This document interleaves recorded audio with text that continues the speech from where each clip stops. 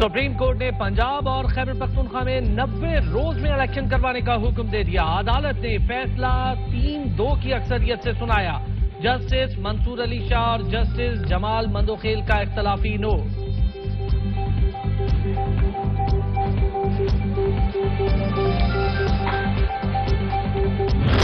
बिजली महंगी कर दी है, पेट्रोल थोड़े दिनों में 6-7 तारीख से मिलेगा नहीं, 10 महीनों में सिर्फ अपने केस खत्म किए हैं और शोर डाला जा रहा है 65 करोड़ रुपया 25 वज़रा ने सिर्फ 1.5-2 महीने में खर्च किया है। ये शहबाज शरीफ का बचत का मंसूबा है।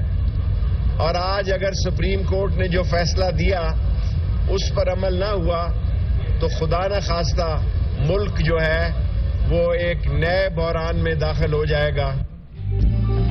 सुप्रीम कोर्ट के आज के फैसले पर अमल दरामद न हुआ तो मुल्क में खून खराबा होगा। शेख रशीद का इंतबाह, कहा डिफॉल्ट के खतरे की घंटी बज गई।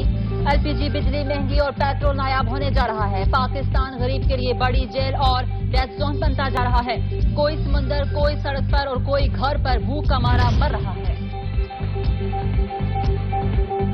गिलगित बल्तिस्तान में जजिस तयनाती के खिलाफ केस। सुप्रीम कोर्ट ने वजीर आजम को गिलगित बल्तिस्तान में जजिस तयनाती से रोक दिया। अदालत ने मुकदमे के फैसले तक तयनातियों पर हुक्म इम्तना जारी कर दिया। सुप्रीम कोर्ट ने जीबी सुप्रीम